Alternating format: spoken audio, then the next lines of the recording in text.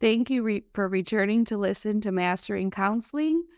We are so excited to have Tara Arhakos with us today, who is the owner of the practice Mindful Moments out in New Jersey. And she has a lot of almost 10 years experience in the mental health world. Welcome to the show today, Tara. Hi, thanks for having me. We're thrilled to hear the things that you have to share. And we know that you do both counseling and coaching. So we can't wait to hear about your practice and your work and who you collaborate with.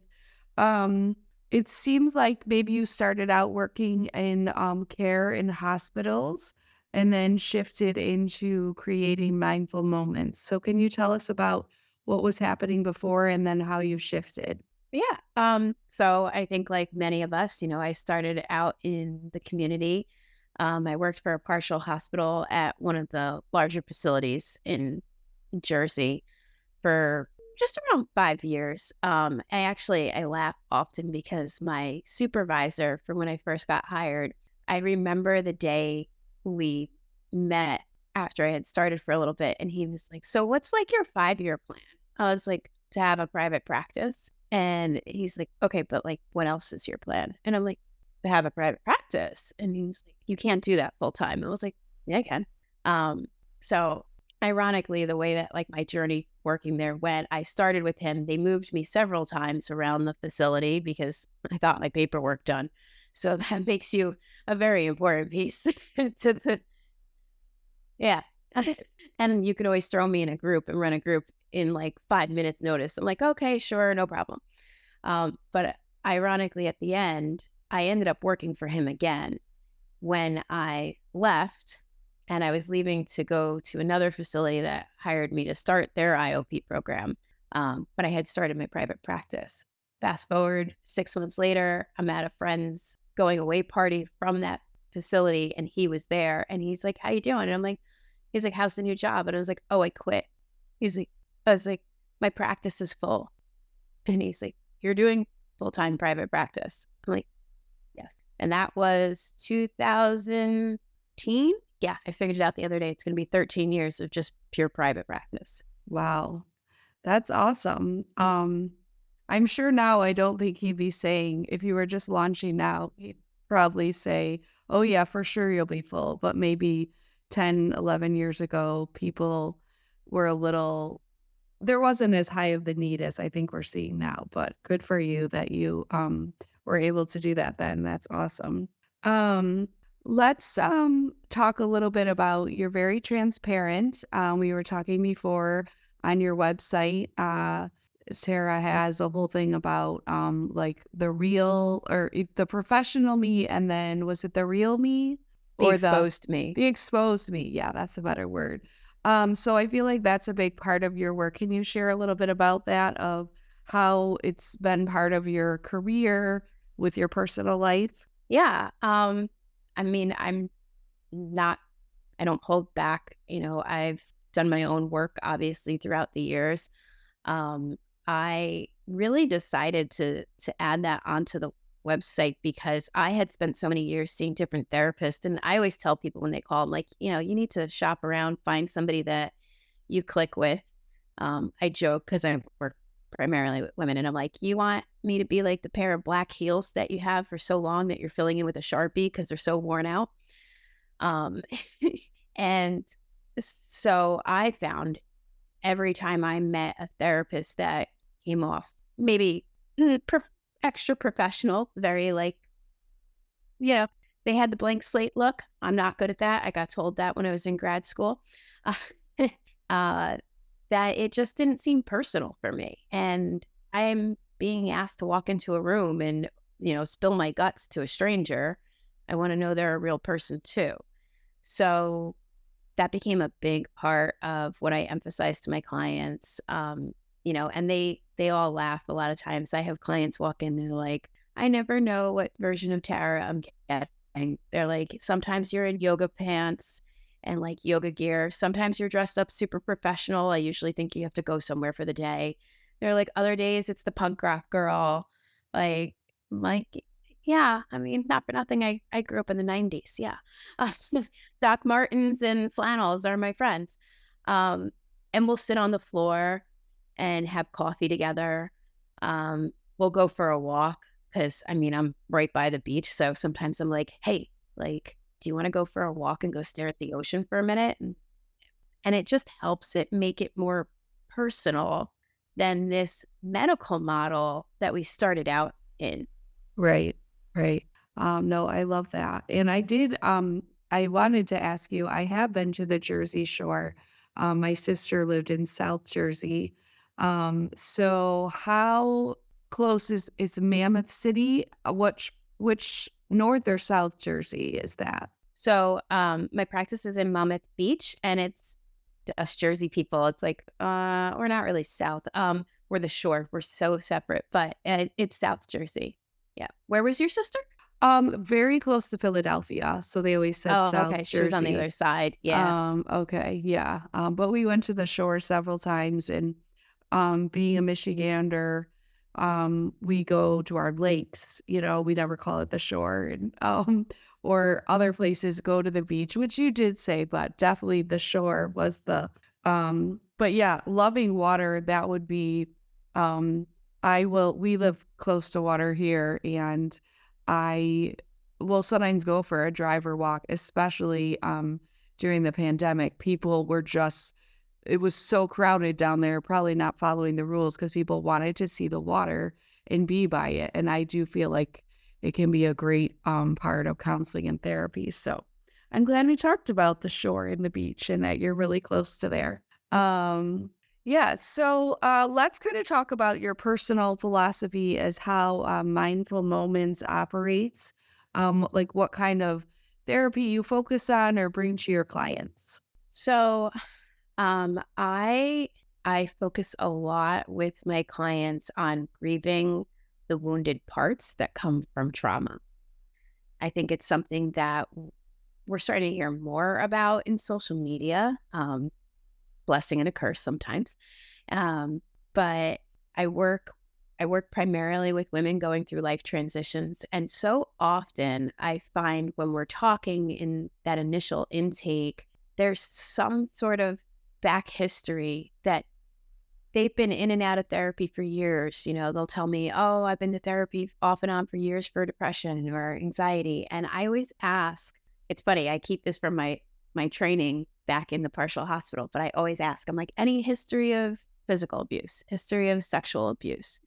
And, those two specific. And then I usually hit them with, is there any other life experience that you would consider to be significant or life altering in any way that you find has impacted where you're at in life? I am usually, I'd say 8 out of 10 times, there's a story.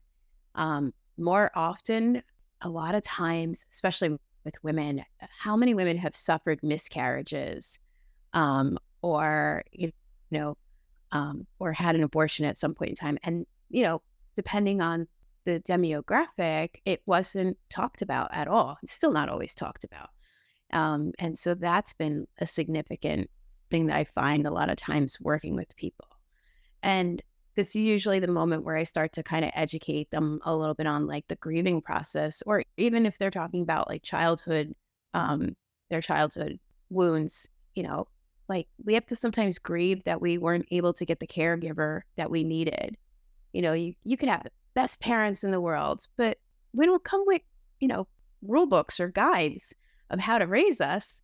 And so if you were the type of kid that you just needed a little bit more structure, or you needed a little bit more physical affection, but your parent wasn't comfortable with that, I'm like, there's a loss there. And it may not, but it may be impacting nowadays. So I do a lot of parts work in that sense, especially for the people that come in person. We'll laugh that we're moving around the room, have them be their younger selves and talk to them and do some empty chair work, and we kind of go from there. But that's kind of my jam right there. Is it's helping people reintegrate with all those wounded parts. Thank you for sharing all that, Tara, and meeting women at all different points of their life, and but then going back and looking at even if, like you said, their parents tried their best. Sometimes it's a very different personality, or they needed something a little different, and being able to grieve that is huge. So um, I know that in your practice and on your website, you incorporate aspects of fitness and health into your work. So, talk to us about how that is part of your practice. So I mean, I believe in overall wellness, and that just comes kind of from my own journey. Part of that exposed me a talk about the fact that I was in a very unhealthy relationship in my late teens, early 20s, as many of us experience at some point in time, unfortunately. And my method of coping was food. And and I'm Greek and Italian, so Eh, I love yeah, food. Greek and Italian. Wow, I do the Greek, but okay. Yeah, Yeah, you food is know, that's special.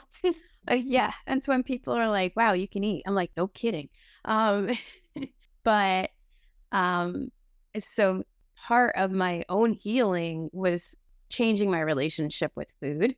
And also I was not as a kid, I mean, I rode my bike, I liked the roller skate and stuff, but I was never an athlete. Like I didn't stick to any of that stuff. I wasn't competitive with anybody else but myself, hence why, grad school and be in business for yourself. Um, but what I learned from doing those things for myself was the importance that it had on my own mental health. And, because of that, I try to emphasize to my clients the importance of movement. I'm really big on somatic exercises. I also am yoga certified.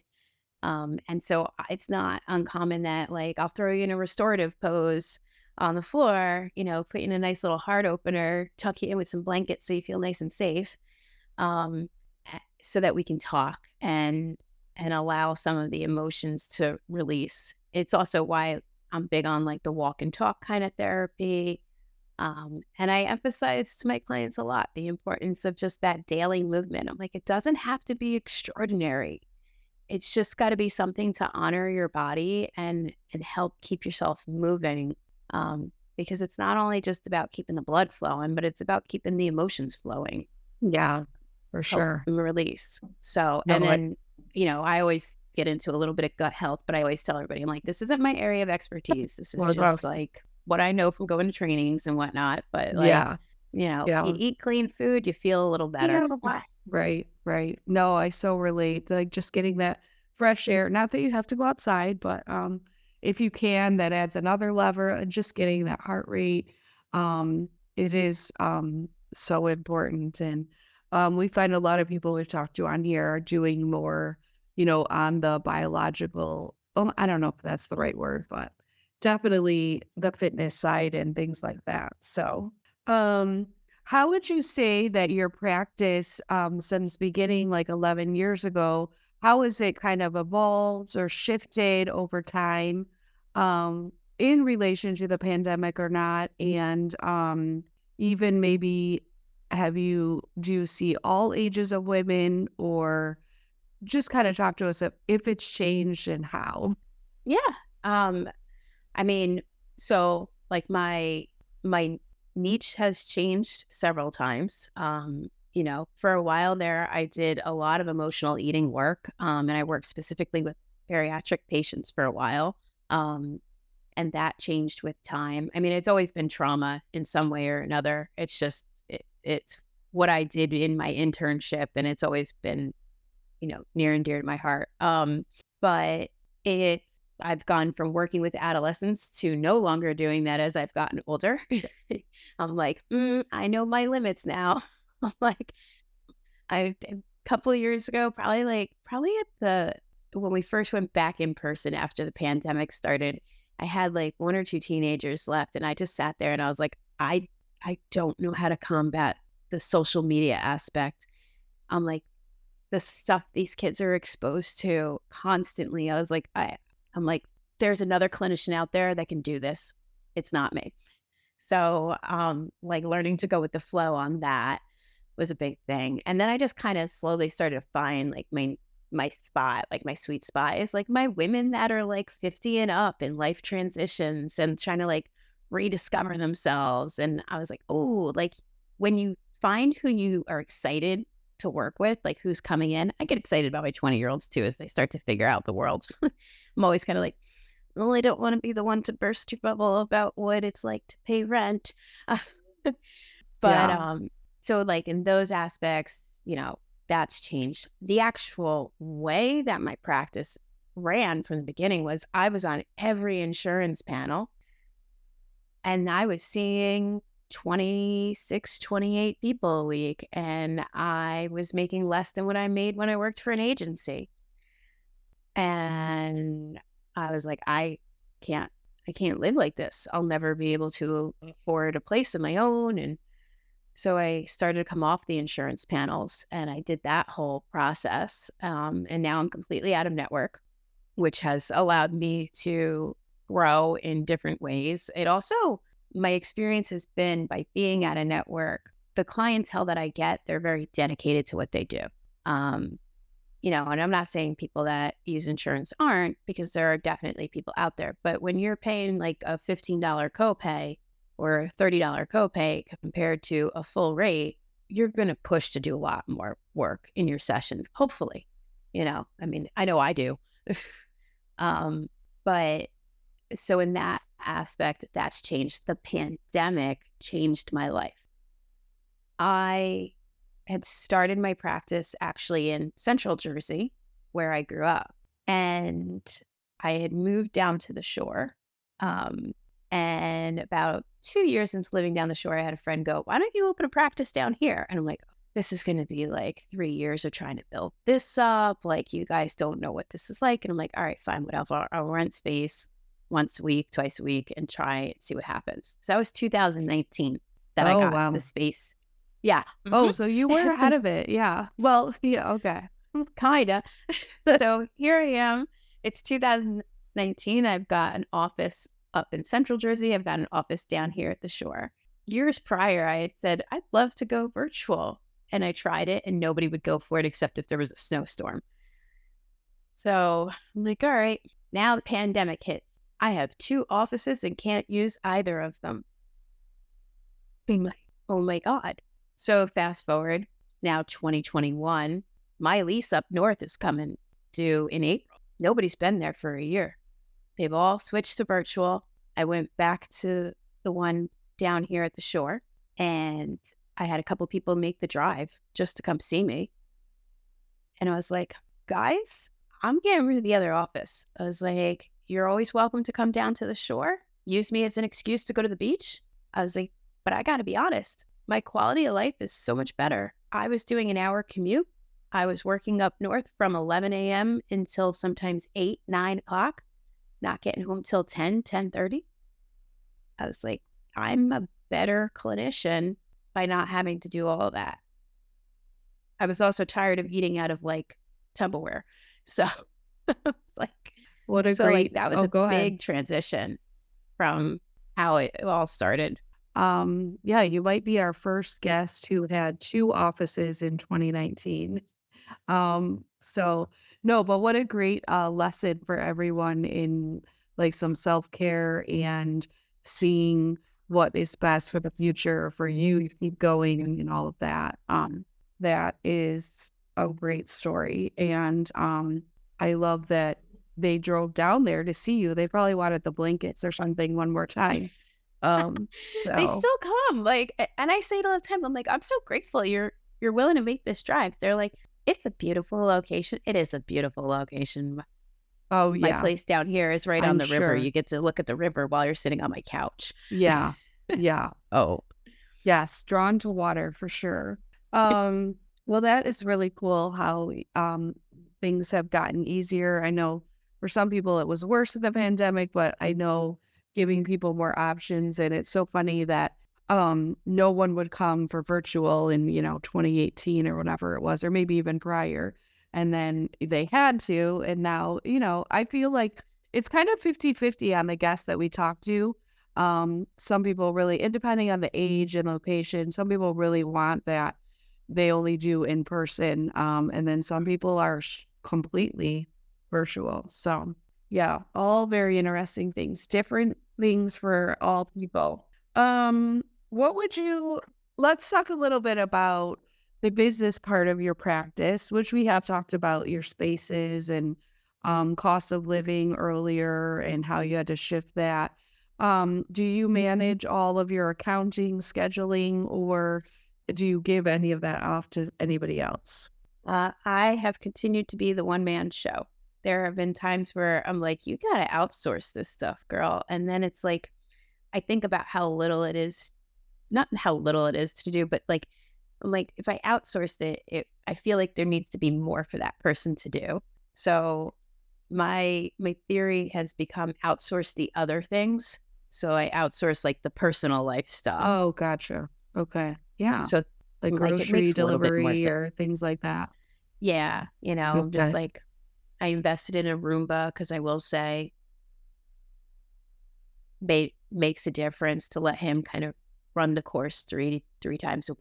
His Yes. name's Randy. I'm like, I come home, I'm like, hey Randy, how are you? Oh, that's funny. But Um, yeah, business wise, like I take care of all of it. okay. So All right. Any special apps or programs that you feel are really helpful for our listeners that you enjoy? I mean, like a freebie plug.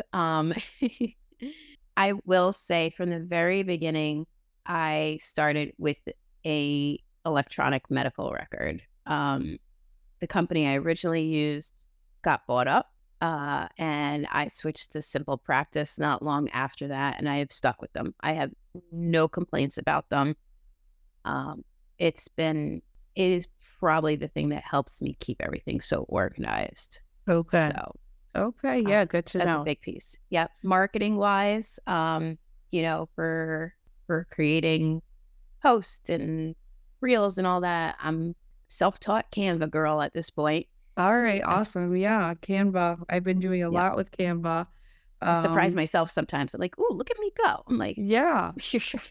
I know. I felt like at first I had troubles with it, and I finally made something last week that I was like pretty proud of. But it has so many options. I think you know how sometimes too many options almost is harder. But yeah, they have a lot of good things for sure. So yeah, well, that's good to know. We like to bring out the business part of things because there's so much theory, philosophy, practicum in these programs, but often no one is prepared for their accounting or, like you said, the medical records and things like that. So, yeah.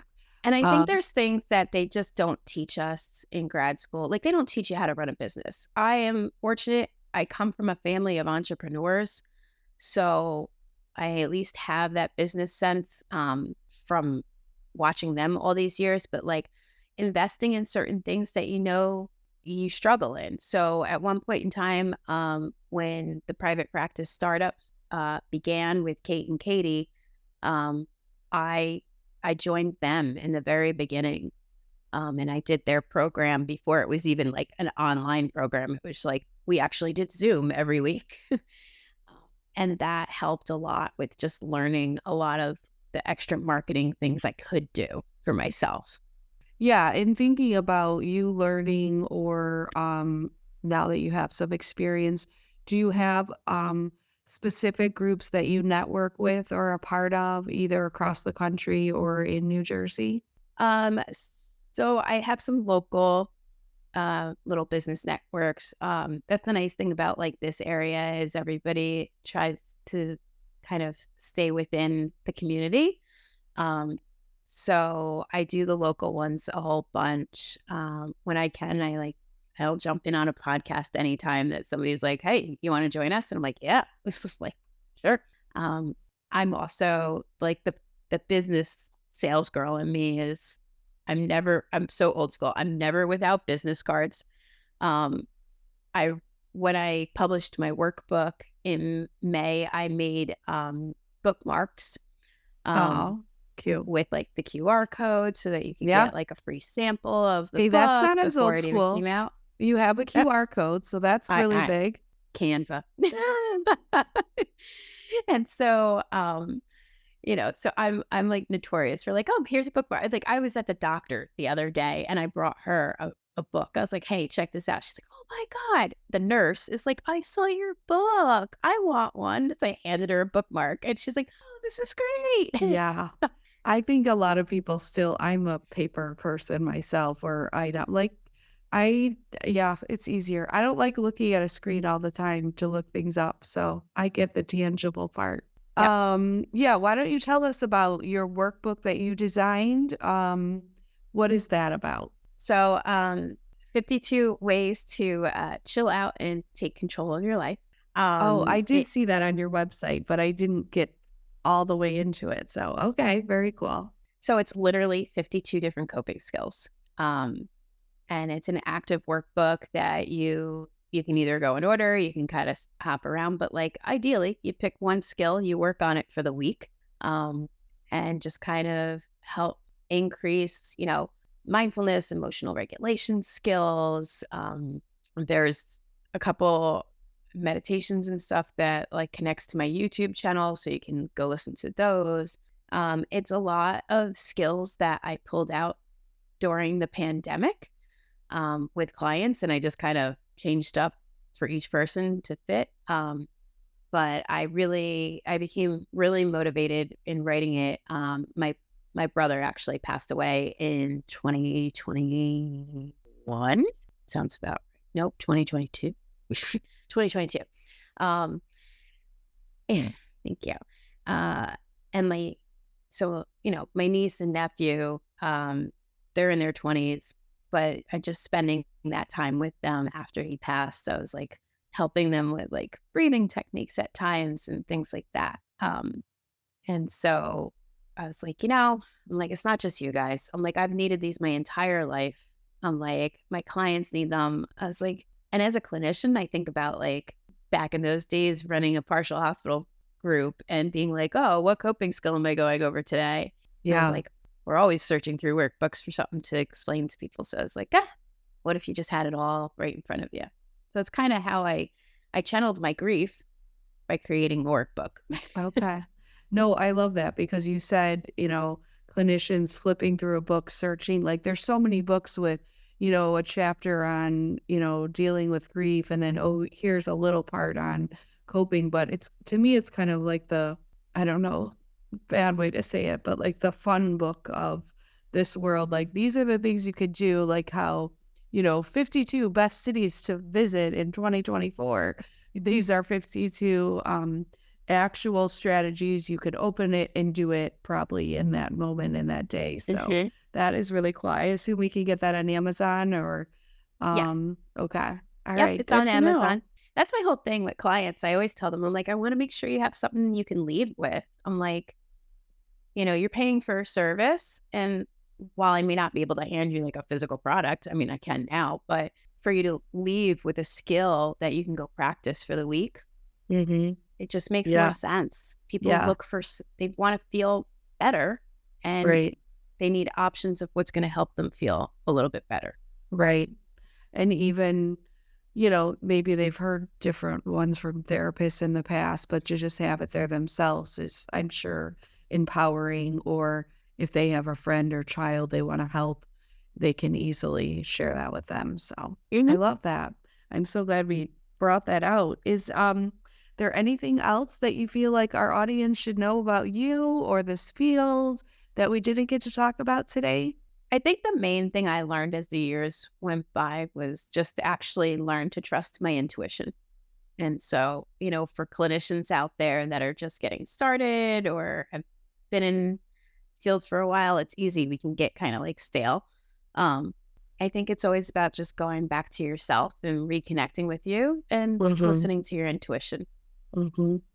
Oh, that's good. Good to hear for sure.